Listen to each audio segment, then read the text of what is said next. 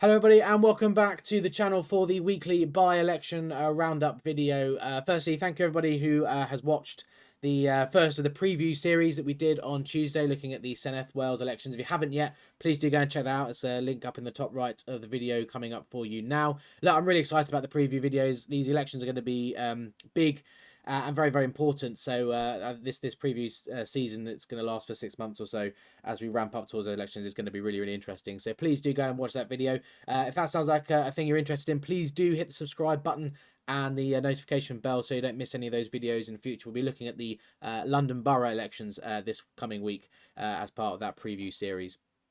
But you're here for the by-election roundup, so we'll get straight into them without further ado. Look, a big night again. A lot going on, and some more bad news for the Conservatives, really, that just no real evidence that they've got any sort of comeback on the cards at the moment. But we're going to start up in Scotland. So Fife Council, Buckhaven, Methil and Wemyss Villages ward. Now you can see the result here. It's essentially a gain for the SNP off of Labour. Notionally anyway, 27% turnout, but we're actually going to go over to ballotbox.scot. Now I used to use this website a lot when I did my preview and results videos when I first started the channel. Very, very good website. Please do go and check it out for yourself. Ballotbox.scot, really, really detailed analysis, and they just show the Scottish election results in a bit more detail, as you can see here. So,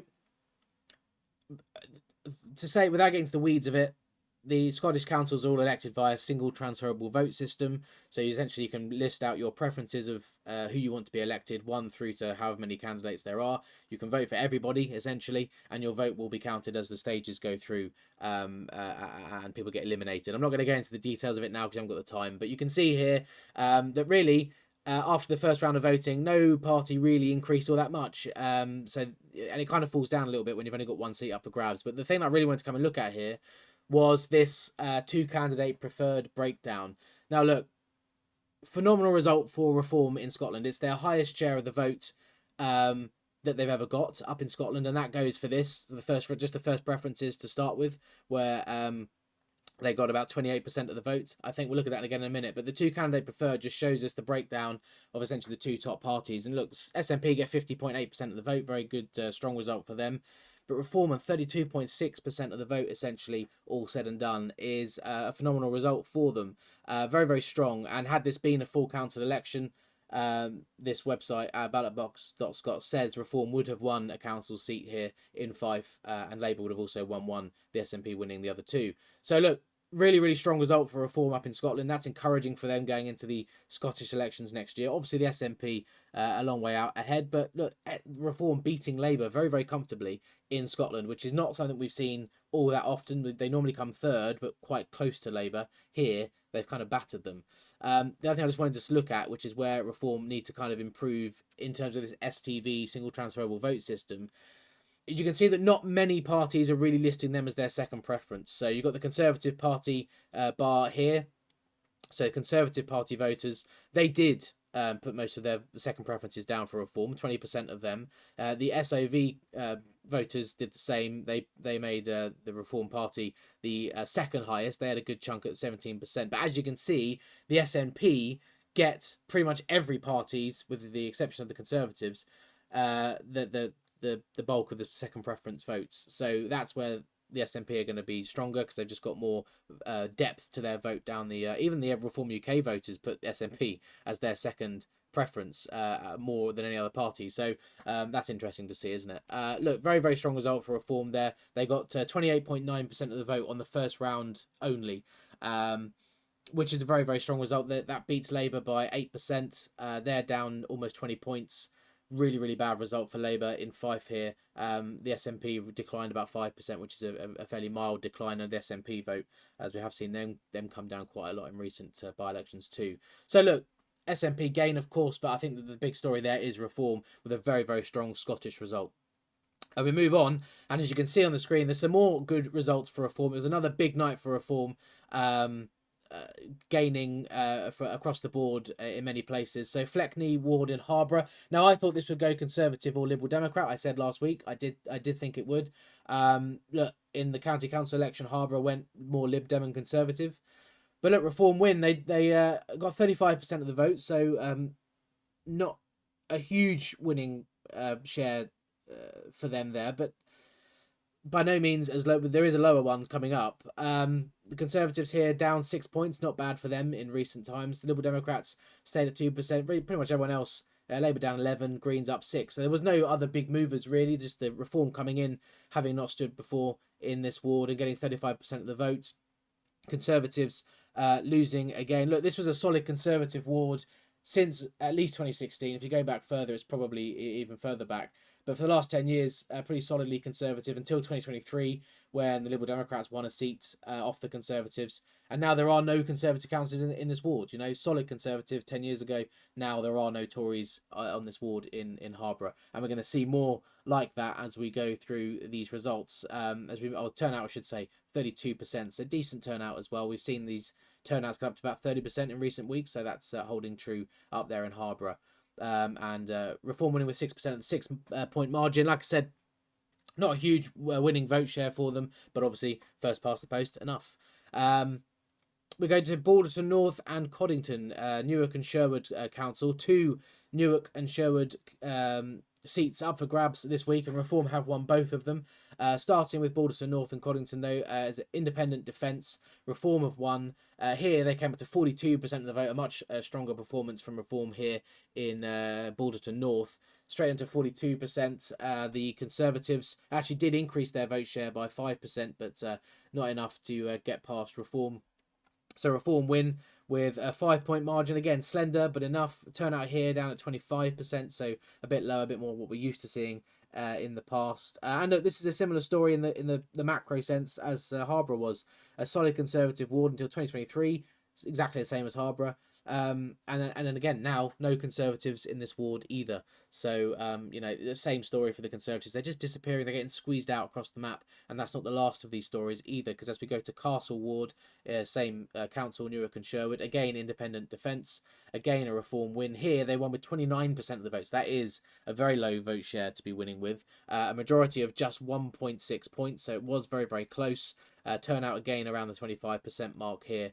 Conservatives lost 4 points. The Independents, obviously, it was a different Independent standing, down 24 points, so they were out of the running. Look, Reform able to win on as you can see, a fairly split ward. Just a lot of parties getting sort of 10%, 10% for the Lib Dems, 12% for Labour, 9-ish% for the Greens.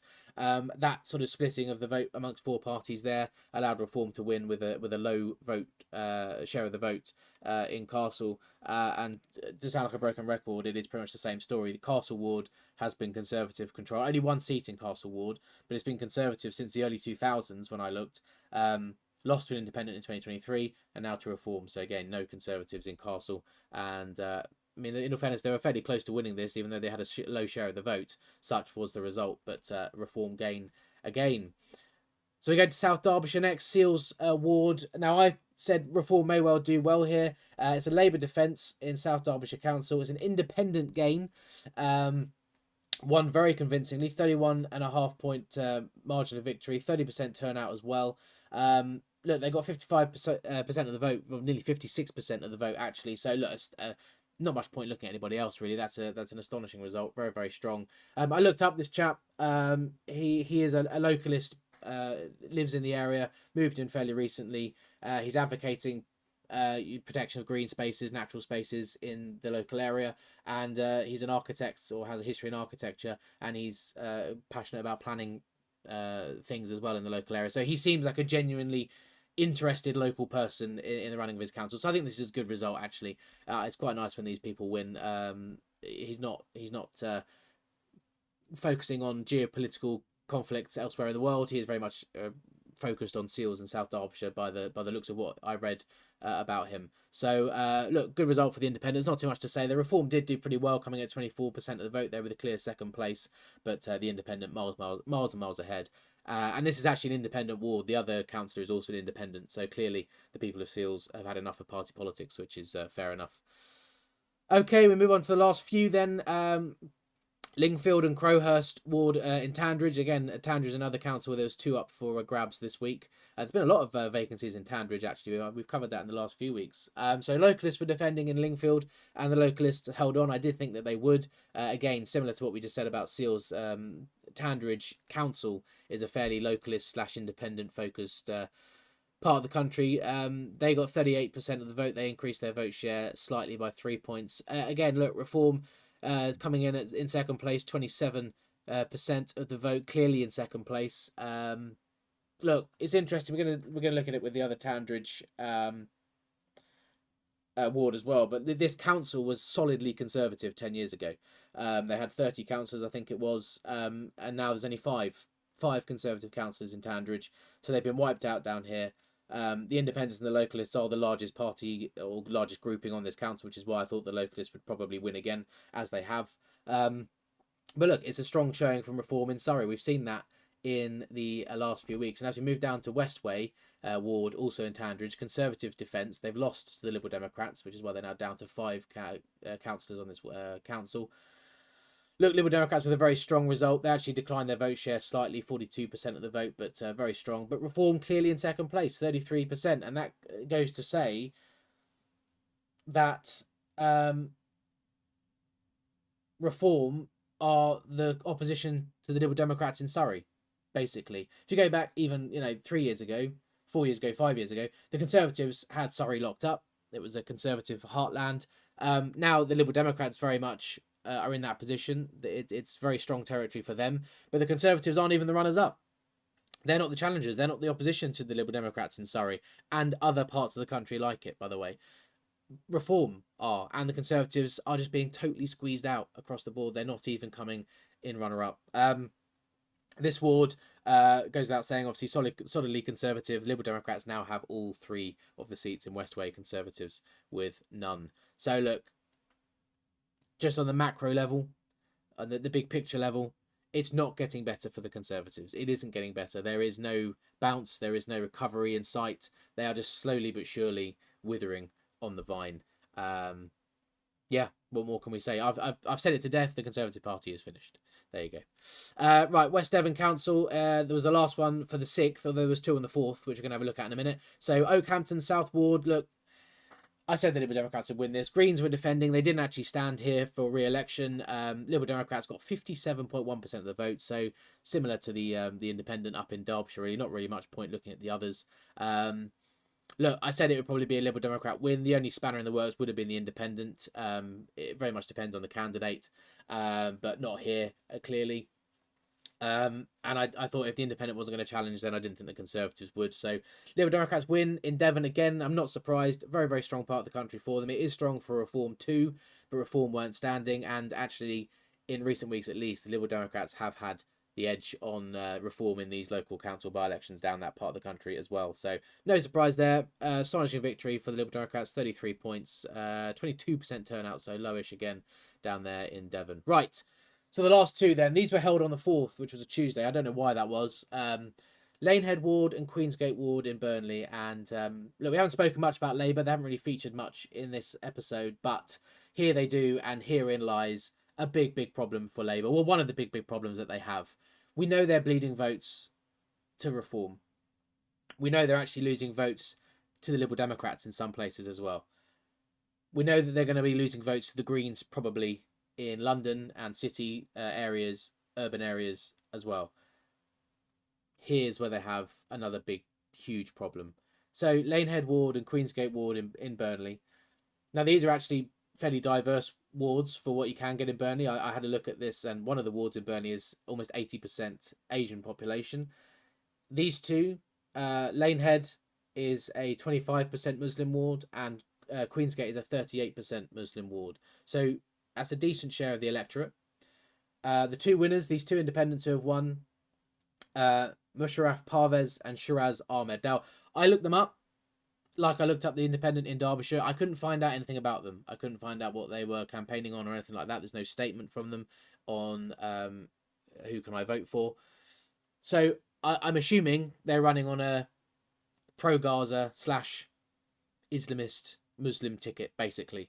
And that therein lies the big problem. We saw this in the 2024 general election for Labour, in what 4 or 5 seats where they lost to the pro Gaza candidates. It's going to be a huge problem for them next year. But don't forget, Birmingham is up for election next year. I think that's going to be a big problem for Labour in Birmingham. And look, this is largely, in my opinion, largely a problem of Labour's own making. Look, for many years in this century, since 2000, Labour have gobbled up the ethnic minority vote. It's been kind of a given that ethnic minorities, including Asians and Muslims, generally would vote for the Labour Party. That has turned around to bite Labour quite badly in 2025 and onwards, because they are increasingly backing their own candidates to stand as independents, and they have enough concentration of votes in these areas that they can win. They can win in a first past the post system. They can elect their own people. Now, I'm not saying that the only Muslims voted for these people. I'm not saying that at all. But with these higher concentration, and we've seen this in Tower Hamlets in London. Look, Tower Hamlets was a solid Labour council. It's now the most densely populated area, or of the densely Muslim populated area in the country, and the council is now run by an overtly Muslim council, a party. They are, overtly sectarian. So look, it is an issue of Labour's own making. They were happy to take the ethnic minority vote.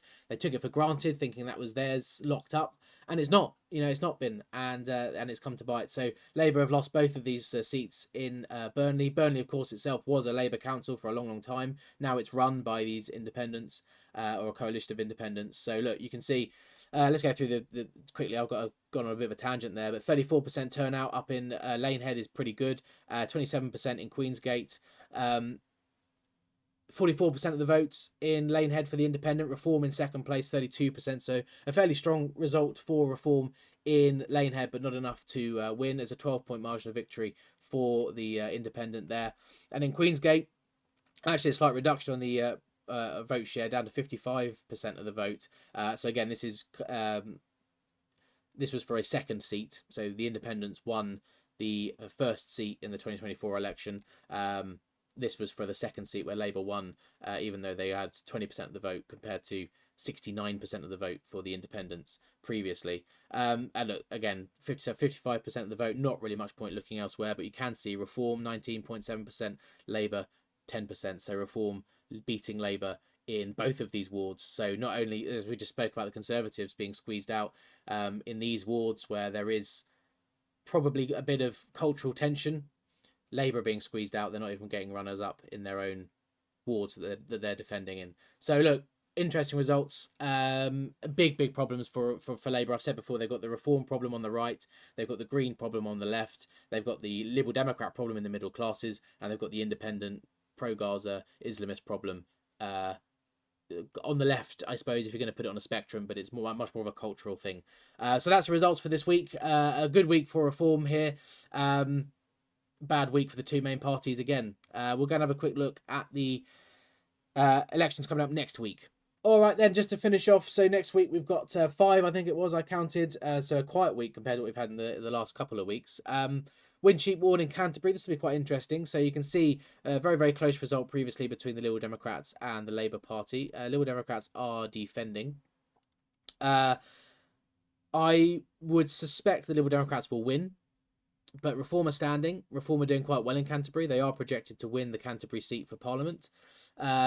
But this does look like a more left-wing leaning ward, with the Greens getting 15% of the vote last time. They may well eat in a decent chunk into that Labour vote as well. So let's see if they can get a good result. We know we've had a lot of news about the Greens surging in membership and some of the polls putting them in second place. Let's see if they can translate any of that into a real election, sort of good election result. Chapel St Leonard's ward in East Lindsey, so up in Lincolnshire. Look, this was split 3 ways last time, pretty much bang on 33% each by the looks of those bars. More people standing this time, including Reform. I haven't done any research on the area or the ward itself, but just being up in Lincolnshire, you've got to think Reform will do quite well. They obviously smashed the Lincolnshire County Council elections in May, so that may well be a Reform win. Apologies for pronunciation, but Bethel Arfelin Heli in Gwynedd. I mean, I'll be astounded if Plaid don't win that. They got 84.2% of the vote last time. I mean, there are more people standing this time. We've got a Conservative and a Reform candidate on the ballot, but I'll be stunned if the Plaid don't defend that one. Long Ashton Ward, North Somerset. Again, look, Greens defending. Looks like they're defending a second seat because the Liberal Democrats beat them on vote share last time. So there's be a second seat. Again, let's see. Can the Green Party convert all of this momentum that they seem to have in terms of membership surging and opinion polling results? Can they convert that into a real result in North Somerset? Let's see. I say it's between them and the Liberal Democrats.